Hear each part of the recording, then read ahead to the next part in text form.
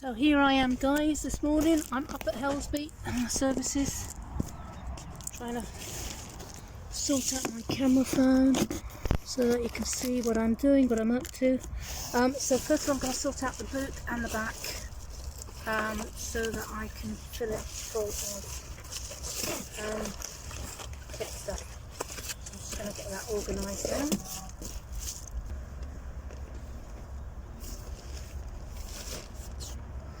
So basically I'm just going to put all of this stuff in the boot.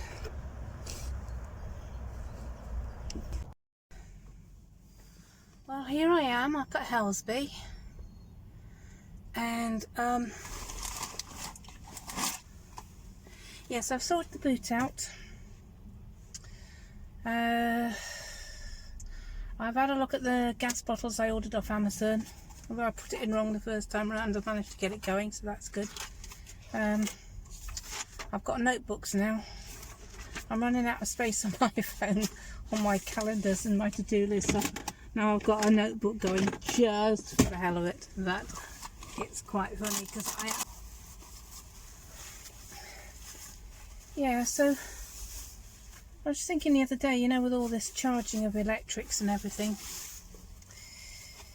you have to get used to your phone and all your other stuff not being at 100%, because you can't keep charging it up all day. You've got to watch your electrics, you've got to watch your Bowden and your anchor so it doesn't run out, because there's nothing worse, I don't think, than it running out at night or first thing in the morning. You've got nothing. So you've got to make sure that you're keeping an eye on that. So what I'm working on is charging my phone up at night. You've got to watch everything. I don't know whether if you don't switch it off, whether it keeps charging, say the Bowdens or the anchor, and it's wasting that charging because it doesn't need to charge because whatever it was charging is 100%. So I'm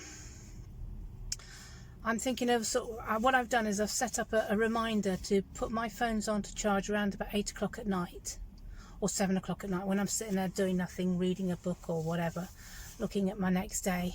I'm charging up my phones up to 100%, probably on the anchor, and then that's it. Then the next morning, then internet and everything goes off. Then the next morning, through the day, that'll drop down, and I think by dropping down it'll actually make me watch it more. So when it's starting to run down, I'm thinking, do I need to use the internet, switch the internet off? I mean, the nice thing about the phones is that you can just go into the internet and switch it on and off all the time, and I think that's really, really handy. Done that over the years now anyway. Sometimes I forget, especially as I have 2 internets now. So my little phone, that's been on 95% since last night, and because I haven't had the internet on, that's stayed there. So that's really good. 2 minutes, I just want to go and put my pea stuff. I wasn't very happy because of upstairs was all that noise, and I was unhappy anyway. So yeah, I am a strange bird. I don't know what's going to happen to me, quite honestly. You'll have to watch this and see how it goes. When I came out this morning from the flat, Chris was there, my next door neighbour. He does drugs and all of that, and he always looks very scrawny and dopey, but he's lovely. I do like him. He's a genuinely kind guy. See the emotion coming already? Anyway, I started talking to him, and he said, you know, I'm sorry to hear you going. And I said, well, you know, it's one of those things. I never was going to stay here long, and I've got to move on. I'm going to go down south and be with relatives, because you don't get to know people in this area. And I was just sort of trying to talk to him, but I couldn't, because I was just getting so fucking emotional. It pisses me off that I get emotional about stuff I shouldn't do. I made this decision, nobody else did, and I'm looking forward to it. And I'm not becoming a homeless person, I'm becoming a houseless person. So I'm going to be a nomad, and I'm going to go and see the country, and I'm going to film it, and I'm going to learn the best that I can from YouTube, how to film well, and see what you guys want to see across this beautiful country that we have. And I'm hoping to meet people, and I'm, you know, just learning all the new stuff is just going to keep me alive, I think. If I sat in that flat for much longer. And don't forget, I tried for jobs, but because of my age I got turned down. Stupid jobs I got turned down. That one was ooh, my mask is split. I want to get another one, really.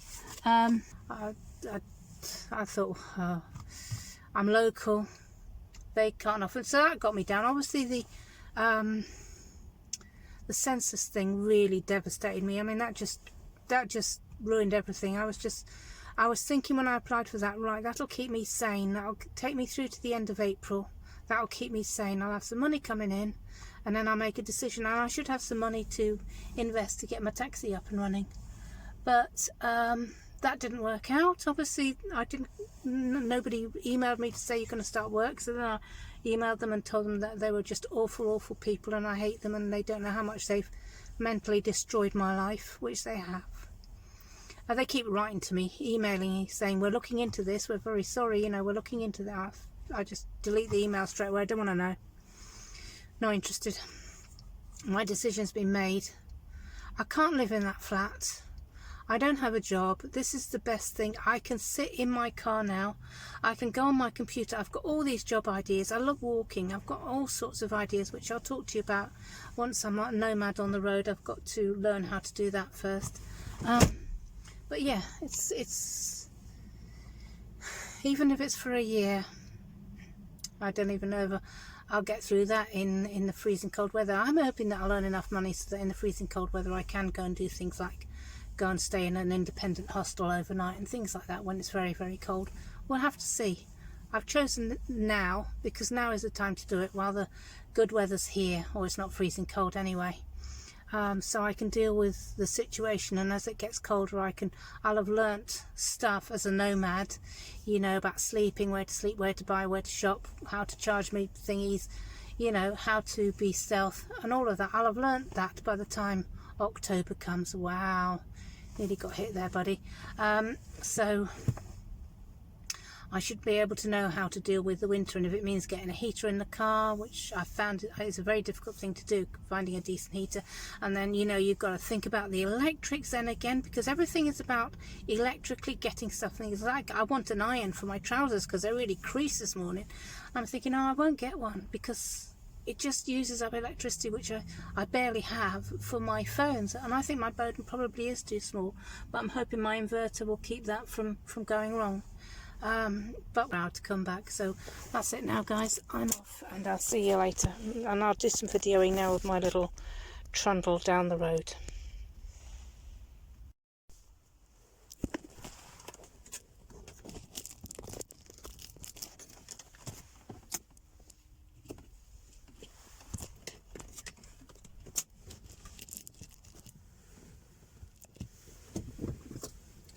So guys, as I set off to go and pick up from the shop in Frodsham, Helsby, wherever, Tesco's, here's a couple of things, right? It's about becoming a nomad. The thing about becoming a nomad is you do give an awful lot of stuff away.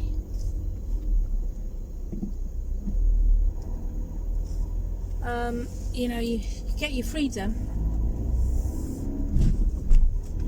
You get your freedom, but you lose all your worldly goods, really, and you lose being able to do what you like in your home. So you lose being able to get up late, potter around in the kitchen, watch whatever you want on the telly, just curl up on the sofa, nip out when you want to.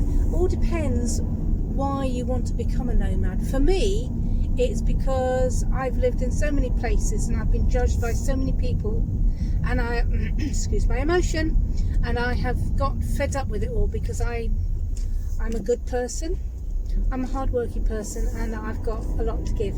So I'm hoping that I can do all of that when I'm out there on the road.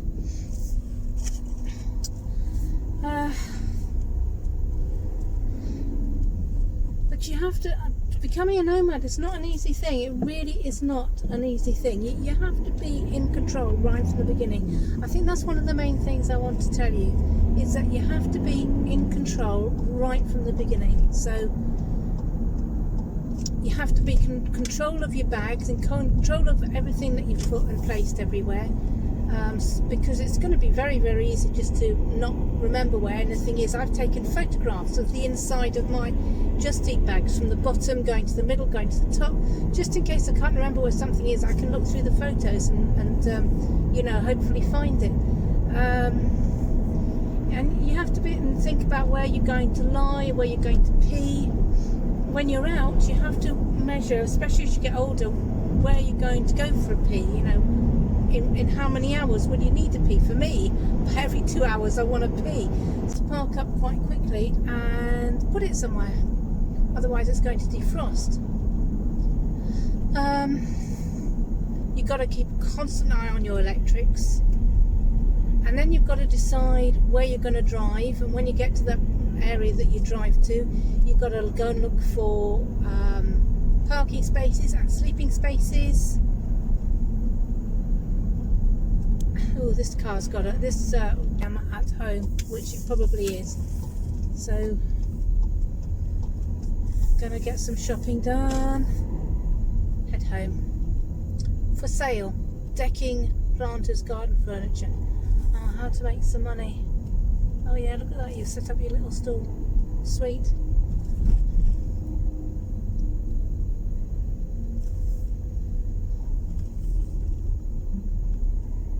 So I would like to, when I'm becoming a nomad, I would like to be able to wander around the cities that I'm going to with my camera and video it for you guys, and drive around and video. I think driving around will be quite simple, but I think walking around is going to be the difficult thing, and I think that's going to be no conversation but voiceover. When I've finished and I'm editing it, I can do voiceovers, and if I can do that, then that'll be okay. I bought a chest mount, just a cheap one off Amazon, £10 or something. It's not that cheap actually, but I'm not going to open it till I'm on the road. Yeah, it's going to be like my little Prezi. I'm going to see if I can get that to fit and work properly. I'm probably going to curse the fact that I didn't sort it before I left. There we go. Right, I'm going to go shopping, and I will talk to you guys later.